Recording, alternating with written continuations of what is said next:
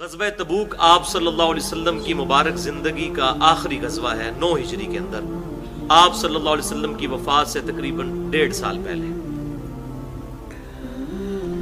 غزوہ تبوک کو جیش العسرہ بھی کہا جاتا ہے، تنگی والا مارکہ۔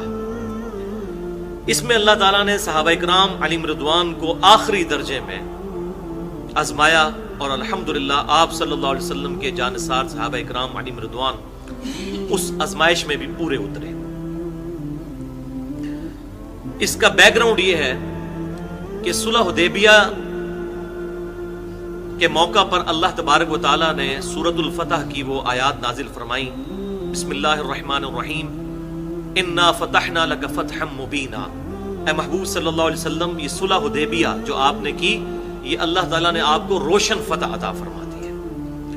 اب اس وقت تو بظاہر اس کی شرائط ایسی تھیں جو بظاہر کفار کی فیور میں جا رہی تھی، لیکن اللہ تعالیٰ نے اپنے محبوب صلی اللہ علیہ وسلم کو یہ خوشخبری دے دی کہ یہ آپ کی فتح ہے۔ فتح اس لیے کہ کافروں نے پہلی دفعہ مسلمانوں کو ایز اے پاور تسلیم کر لیا تھا۔ اس سے پہلے تو مسلمانوں پہ وہ چڑھ دوڑے تھے، چاہے غزوہ بدر ہو، چاہے غزوہ احد ہو یا غزوہ خندق ہو۔ غزوہ خندق ان کی آخری کوشش تھی۔ صلح حدیبیہ کے موقع کے اوپر قریش مکہ نے آپ صلی اللہ علیہ وسلم اور آپ کے صحابہ کرام علیہم رضوان کو ایز اے پاور تسلیم کر لیا تھا، اور یہ آپ صلی اللہ علیہ وسلم کی فتح تھی۔ اس کے بعد پھر مسلمانوں کا گراف اوپر ہی گیا، نیچے نہیں آیا۔ تو آپ صلی اللہ علیہ وسلم نے اس خوشخبری کی بنیاد پر ارد گرد کے جو علاقے تھے جہاں پر مختلف قومیں اور قبائل آباد تھے، دوسرے مذاہب سے تعلق رکھنے والے، ان کی طرف آپ صلی اللہ علیہ وسلم نے اپنے ایلچی اور سفیر روانہ کیے اور ان کو دعوت حق دینا شروع کی۔ اس سے پہلے آپ صلی اللہ علیہ وسلم نے ابھی تک کسی کی طرف باقاعدہ طور پر دعوت اسلام پیش نہیں کی تھی، کیونکہ مسلمان ابھی خود اتنے اسٹیبلش نہیں ہوئے تھے۔ انہی خطوط میں سے ایک خط آپ صلی اللہ علیہ وسلم نے غسان کا جو حاکم ہے، اس کا نام تھا شرابیل بن عمرو، اس کے نام بھی لکھا، اور آپ صلی اللہ علیہ وسلم کا مبارک خط لے کر جو صحابی گئے ان کا نام تھا حارث بن عبید رضی اللہ تعالی عنہ۔ اب یہ جو شرابیل بن عمرو غسان کا حاکم تھا، یہ رومن امپائر کے انڈر تھا، اور ظاہر ہے کہ رومن امپائر اس وقت دنیا کی سب سے بڑی امپائر تھی، دوسرے نمبر پر پرشین امپائر تھی۔ تو اس چیز کا گھمنڈ اس کو تھا، اس نے بجائے دعوت قبول کرنے کے آپ صلی اللہ علیہ وسلم کے سفیر کو قتل کر دیا، شہید کر دیا۔ اب سفیر کا قتل جو ہے یہ اعلان جنگ تصور کیا جاتا ہے، لہٰذا آپ صلی اللہ علیہ وسلم نے نفیر عام کی کہ اب ہم اس کا بدلہ لیں گے، اور اس حوالے سے آپ صلی اللہ علیہ وسلم نے ایک لشکر تیار کیا، اور وہ لشکر جو ہے سیدنا زید ابن حارثہ رضی اللہ تعالی عنہ کی قیادت میں تیار کیا۔ یہ فتح مکہ سے جسٹ پہلے کا واقعہ ہے۔ آپ صلی اللہ علیہ وسلم بنفس نفیس اس غزوے میں شریک نہیں لے گئے، لیکن پھر بھی اسے غزوہ موتا کہا جاتا ہے۔ یہ ڈیفینیشن تو بعد میں علماء نے کی، بہرحال اس کی کوئی واضح دلیل نہیں ملتی کہ جس میں آپ صلی اللہ علیہ وسلم خود شریک ہوں اسے غزوہ کہا جاتا ہے، دوسرے کو سریہ کہا جاتا ہے۔ بہرحال آپ صلی اللہ علیہ وسلم نے سیدنا زید ابن حارثہ جو آپ کے منہ بولے بیٹے تھے، اور ان کا نام بھی قرآن پاک میں آیا سورۃ الاحزاب کے اندر، ان کی سرکردگی میں آپ صلی اللہ علیہ وسلم نے ایک لشکر بھیجا اس سفیر کے قتل کے بدلے کے لیے، اس کے قصاص کے لیے۔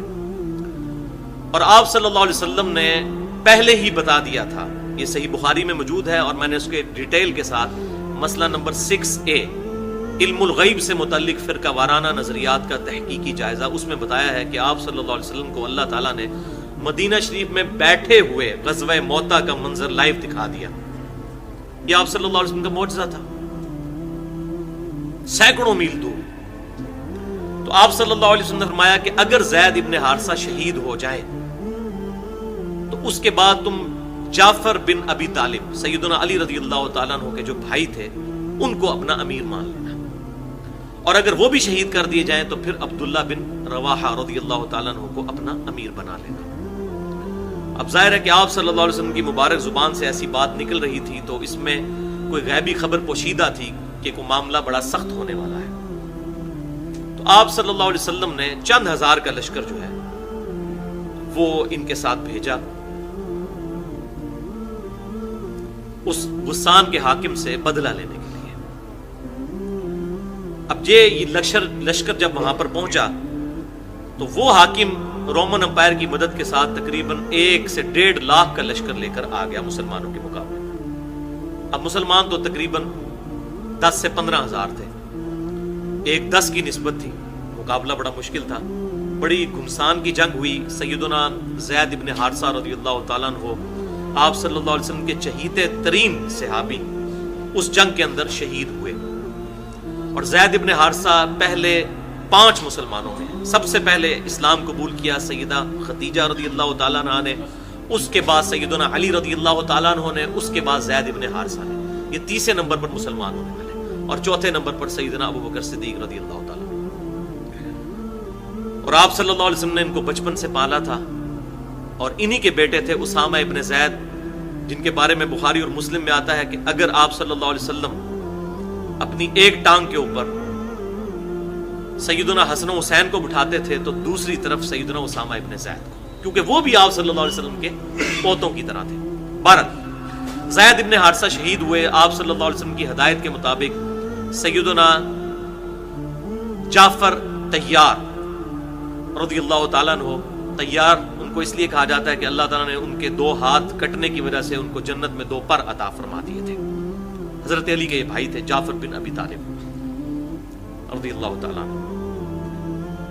انہوں نے وہ جھنڈا سنبھال لیا, امیر بن گئے, پھر وہ بھی شہید ہو گئے. پھر عبداللہ بن رواحہ رضی اللہ تعالیٰ عنہ نے سنبھالا اور وہ بھی شہید ہو گئے. اور آپ صلی اللہ علیہ وسلم کی چشمان کرم سے آنسو رواں تھے مدینہ شریف میں بیٹھے ہوئے. آپ صلی اللہ علیہ وسلم غزوہ موتا کا لائیو منظر اپنے صحابہ کرام کو بیان کر رہے تھے اور فرما رہے تھے میرے زید کو شہید کر دیا گیا, میرے جعفر کو شہید کر دیا گیا, میرے عبداللہ کو شہید کر دیا گیا. پھر آپ صلی اللہ علیہ وسلم نے فرمایا کہ اب اللہ تعالیٰ نے مسلمانوں کو ایک ایسے شخص پر متفق کر دیا ہے امارت کے طور پر, کیونکہ اس کے بعد تو آپ نے کوئی نام نہیں بتایا تھا. تو مسلمانوں نے باہمی مشورے سے سیدنا خالد ابن ولید رضی اللہ تعالیٰ عنہ کو اپنا امیر چن لیا. تو آپ نے فرمایا کہ اللہ تعالیٰ کی تلواروں میں سے ایک تلوار خالد ابن ولید رضی اللہ تعالیٰ عنہ کا نام تو اس میں نہیں آتا, صرف آیا کہ مسلمان اللہ کی تلواروں میں سے ایک تلوار پر متفق ہو گئے ہیں. سیدنا خالد بن ولید رضی اللہ تعالیٰ عنہ کی عقل مندی اور ہوشیاری کے باعث مسلمان اس نہج پر پہنچ گئے کہ مسلمان اپنا لشکر بچا کر واپس مدینہ شریف آ گئے. ظاہر 1.5 لاکھ کی فوج اور مقابلے میں 15 سے 20 ہزار لوگ. یہ خالد ابن ولید رضی اللہ تعالیٰ عنہ کی بہت بڑی سکسیس تھی, یہ ان کی بہت بڑی کامیابی تھی. خالد ابن ولید اس رومن امپائر کی 1.5 لاکھ کی فوج کے مقابلے پہ 15 سے 20 ہزار کا جو لشکر ہے یہ بچا کے مسلمانوں کا واپس لے آئے. اب مسلمانوں پہ بہت بڑا امتحان تھا.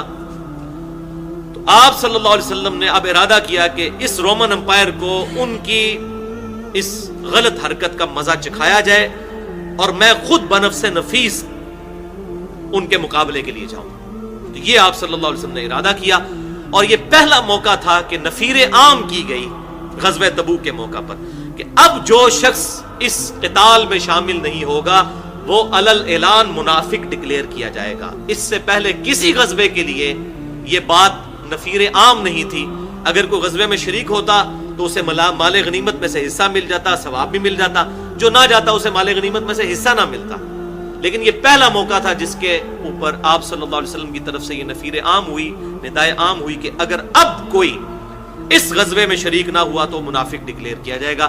یہی وجہ ہے کہ غزوہ تبوک وہ غزوہ ہے جس کے بارے میں اللہ تعالیٰ نے مسلسل 11 رکوع قرآن کے نازل کیے ہیں اور ان وقت کے سارے حالات کو اس کے اندر سمرائز کیا ہے. 90 آیات. اب 30,000 جانثار صحابہ کرام علیہم رضوان کا لشکر لے کر آپ صلی اللہ علیہ وسلم تبوک کی طرف روانہ ہوئے. تبوک جو ہے وہ بالکل سعودی عرب کی جو جزیرہ نمایاں عرب ہے اس کی بالکل اوپر والی ٹپ کے قریب ہے. مدینہ شریف سے تقریباً پیدل راستہ جو ہے وہ 700 کلومیٹر ہے. اور ایریل ڈسٹنس اس کا تقریباً 550 کلومیٹر ہے. جہاز کے ذریعے تو بالکل سیدھا ڈسپلیسمنٹ طے ہوتا ہے, لیکن زمینی راستے ذرا ٹیڑھے ہوتے ہیں, تو تقریباً 700 کلومیٹر کا سفر سخت گرمیوں میں, جبکہ کھجور کی فصلیں پک کر تیار ہو چکی تھی مدینہ شریف میں, بس اتارنے کا وقت رہ گیا تھا. اللہ تعالیٰ نے اتنی بڑی آزمائش کی کہ اتارے بغیر جانا ہے, اور یہ پورا خطرہ تھا کہ یہ پیچھے سے یہ فصل ضائع ہو جائے گی اور یوں جو ہے وہ سال کا جو پورا غلہ ہے اور اس کا راشن جو ہے وہ ڈسٹرب ہو جائے گا. اتنی بڑی آزمائش صحابہ کرام پر آئی اور اللہ تعالیٰ نے ان کو سرخرو کیا, اور یہی وہ موقع ہے جس میں یہ بات کھل کر سامنے آئی کہ آپ صلی اللہ علیہ وسلم کے صحابہ میں کئی ایک منافق موجود تھے جو اوپر سے تو صحابی تھے لیکن اندر سے منافق. ان کا اب ذکر آئے گا کہ وہ چونکہ کلمہ گو تھے, قانوناً وہ مسلمان تصور کیے گئے, لیکن اندر سے وہ منافق تھے. اور ایون ان میں کئی منافق ایسے تھے جو آپ صلی اللہ علیہ وسلم کے ساتھ غزوہ تبوک پہ چلے بھی گئے, اور واپسی پہ آپ صلی اللہ علیہ وسلم کو قتل کرنے کی ایک سازش کی. جب ایک تنگ گھاٹی سے آپ صلی اللہ علیہ وسلم گزر رہے تھے, اس کا ذکر صحیح مسلم میں بھی ملتا ہے, مسند امام احمد میں بھی ملتا ہے, تو ان تقریباً 14 لوگوں نے آپ صلی اللہ علیہ وسلم کے اوپر رات کے اندھیرے میں حملہ کر دیا. سیدنا حذیفہ ابن یمان رضی اللہ تعالیٰ عنہ اور سیدنا عمار ابن یاسر رضی اللہ تعالیٰ عنہ نے جانثاری پیش کرتے ہوئے آپ صلی اللہ علیہ وسلم کی حفاظت کی, اور یہی وہ موقع تھا کہ آپ صلی اللہ علیہ وسلم نے سیدنا حذیفہ ابن یمان رضی اللہ تعالیٰ عنہ کو ان منافقین کے نام بتا دیے. انہوں نے چہروں کے اوپر نقاب کیے ہوئے تھے, تو آپ نے پھر فرمایا تھا, اے حذیفہ یہ میرا راز ہے تیرے پاس. یہی وجہ ہے کہ حضرت حذیفہ کو منافقین کے نام پتہ تھے. بل یہ ایک علیحدہ سے ایک واقعہ انشاءاللہ وہ جب آئے گا میں ساتھ بتا بھی دوں گا. اور پیچھے سے انہوں نے مسجد درار بھی بنا لی. ان کو امید نہیں تھی کہ آپ صلی اللہ علیہ وسلم زندہ سلامت واپس آئیں گے, کیونکہ رومن امپائر دنیا کی سب سے بڑی سپر پاور تھی. ان کے پاس اتنا کچھ موجود تھا. یہاں پر مسلمانوں کی حالت یہ تھی کہ پاؤں میں جوتیاں بھی نہیں تھیں. 30,000 کا لشکر 1.5-2 لاکھ کی فوج سے ٹکرانے جا رہا تھا, تو منافقین کو یہ بات بالکل کنفرم تھی کہ آپ صلی اللہ علیہ وسلم واپس زندہ سلامت نہیں آئیں گے, کیونکہ ان منافقین کا ایمان تو ہے ہی نہیں تھا نا. وہ اللہ کا پیغمبر مانتے تو ان کو یہ بات پتہ چلتی نا کہ هو الذی ارسل رسولہ بالہدی ودین الحق لیظہرہ علی الدین کلہ ولو کرہ المشرکون. وہی اللہ ہے جس نے اپنے محبوب صلی اللہ علیہ وسلم کو, اس رسول کو الہدا قرآن اور دین حق کے ساتھ مبعوث کیا تھا کہ اس دین کو سارے ادیان پر غالب کر دے.